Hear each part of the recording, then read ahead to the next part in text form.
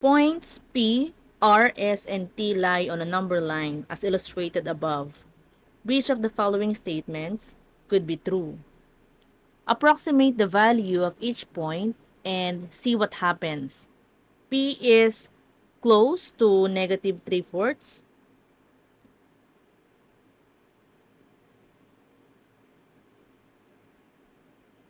R is close to negative 1/2.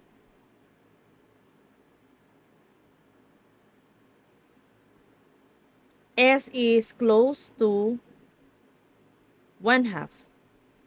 And T is approximately equal to 1 and 1/4 or 5/4.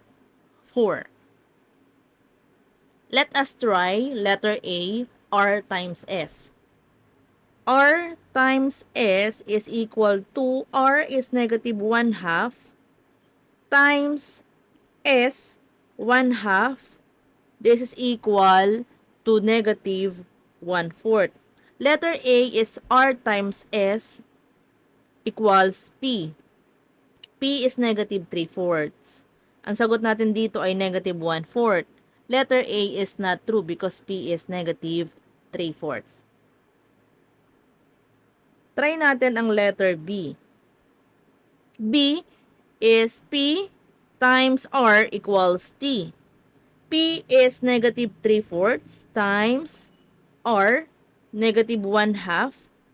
So, this is equal to positive 3/8. T is 5/4. Letter B is not true. Then, C. Try natin ang letter C. C is R minus S. R is negative 1/2. Then, minus S is 1/2. This is equal to negative 1. Ang C then ay not true. Then, ang letter D, D is T plus P. T is 5/4 plus P, negative 3/4. This is equal to 2/4 or 1/2. So, T plus P equals S. Our S is 1/2. So, the answer in number 1 is letter D.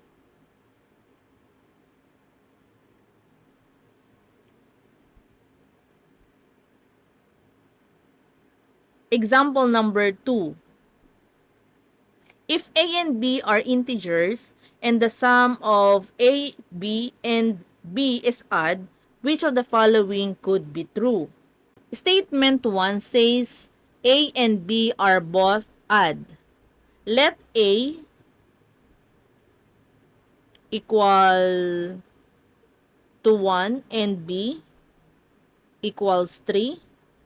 Then, substitute natin yung AB plus B. A is 1 times B, 3 plus 3.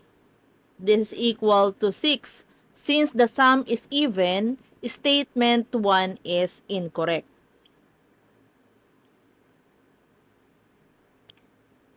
Statement 2 says A is even and B is odd. A is even, let A equals 2 and B equals 3. Then A, B plus B, 2 times 3 plus 3 equals 9. Since the sum is odd, statement 2 is correct. So our answer is letter B. How many positive integers less than 60 are equal to the product of a positive multiple of 5 and an even number? Here, we want to determine how many numbers between 0 and 60 are even multiples of 5. all even multiples of 5 must be multiples of 10. So the multiples of 10 between 0 and 60 are 10, 20, 30, 40, and 50. There are 5 altogether. So the answer sa number 3 is letter B. A wire is cut into 3 equal parts. The resulting segments are then cut into 4, 6, and 8 equal parts respectively. If each of the following resulting segments has an integer length, what is the minimum length of the wire? Each segment of the wire is cut into 4, 3, and 8 parts respectively. So, meron tayong isang wire, hinati siya sa tatlo, then, ang bawat parts ay hinati sa 4, 6, and 8 parts. And all the resulting segments have integer lengths. This means that each third of the or each segment of the wire has a length that is divisible by 4, 6, and 8. The smallest positive integer that is divisible by 4, 6, and 8 is 24. So each segment of the wire has a minimum length of 24. Tatlo yan, so 24 times 3, that is equal to 72. Our answer is 72. If A is an odd integer and B is an even integer, which of the following is an odd integer? Any integer that ends with 0, 2, 4, 8 is called even integer. And any integer that ends with 1, 3, 5, 7 is called odd integers. Ang sabi dito ay A is an odd integer. So, let A equals 1 and B is an even integer. Let B equals 2. Let us substitute B squared times A. B squared is 2 squared times 1. This is equal to 4. Ang tanong dito ay which of the following is an odd integer? 4 is an even integer. So, ibig sabihin, ang A ay hindi tamang sagot. Then, try natin yung A minus 1. A minus 1, 1 minus 1 is 0. Ang 0 ay even integer. Hindi rin siya B. Then, try tayo yung 2A minus B. 2 times 1 minus 2. 2 minus 2 is also 0. Even din ito. So, yung letter D, A squared plus 3B. A squared plus 3B. Our A is 1 squared plus 3 times 2. So, this equal to 1 plus 6 equals 7. And 7 is an odd integer. Our answer is letter D.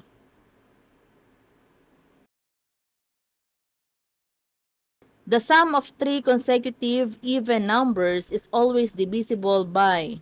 So, this time, ano ba yung rule natin sa divisibility? Pagdating sa 2, a number is divisible by 2. Divisible siya by 2 if the number ends with an even number. 0, 2, 4, 6, 8. So, kapag siya ay nag-ends with an even number, divisible siya sa 2.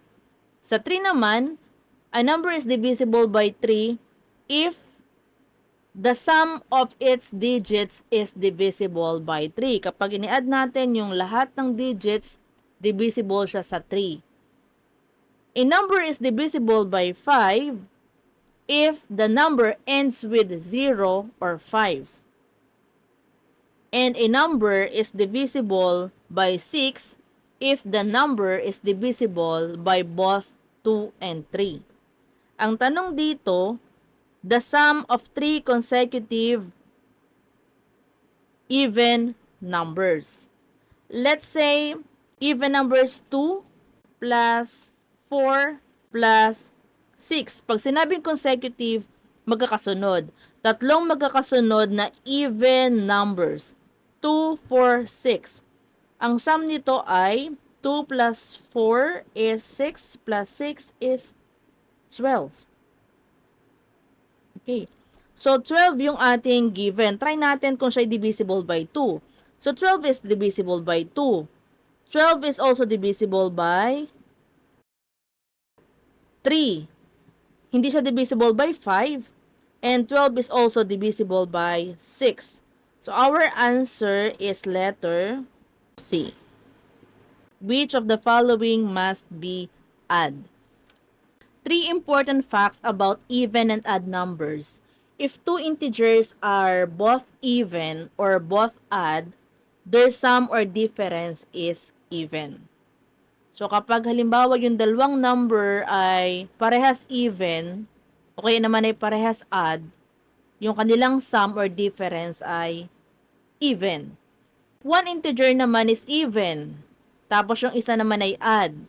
Ang sum nila or kaya ang difference naman nila ay add.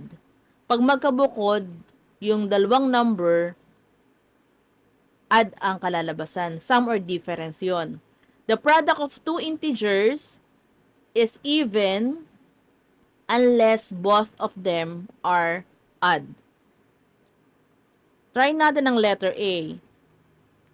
The product of two even numbers. The product of two even numbers, let's say 2 times 2.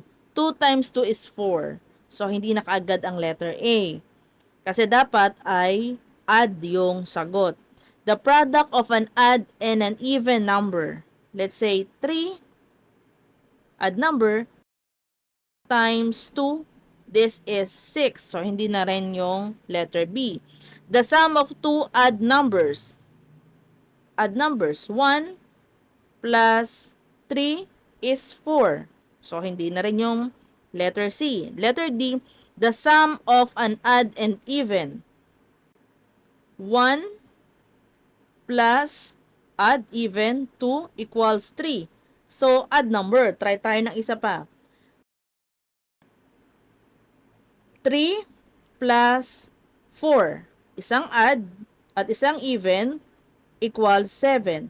So, our answer is letter D.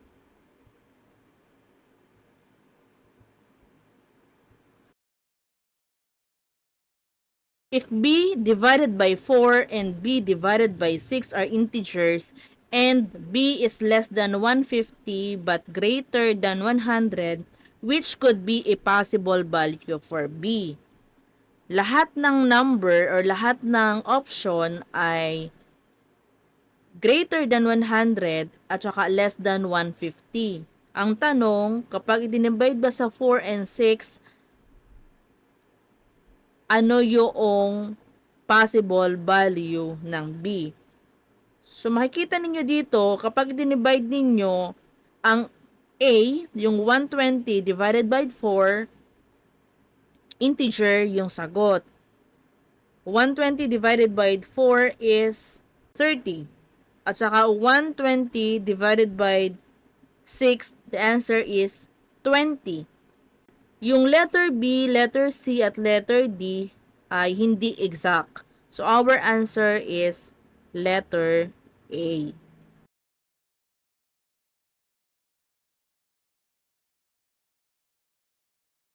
In a certain classroom, were an equal number of boys and girls. If 2 girls and 1 boy leave to go home, the ratio of boys to girls in the room would be 4:3. How many girls are in the classroom now? Ratio is a comparison of two numbers. Kung umalis yung 2 girls at saka 1 boy, ang tanong ay how many girls are in the classroom now? Kung ang ratio niya ay 4:3, madali lang yan. Ano yung pinakamababa dito na pwedeng maging number of girls? So, our answer is 3. When x is divided by 7, the remainder is 6. When x is divided by 6, the remainder is 0. Which of the following is a possible value for x? Kapag i-divide ko ang 42 divided by 7, ang sagot ay 6. Kapag dinivide ko naman ang 42 divided by 6, ang sagot ay 7. Eksakto rin yan. So, hindi ang letter A kasi dapat kapag dinivide sa 7, merong remainder na 6. Let us try letter B. Kapag dinivide mo naman ang 66 divided by 7, ang sagot ay 9. Our remainder is 3. So, hindi na kaagad yung letter B. Then, letter C, 79 divided by 7. So, 1, 7, 9, 0.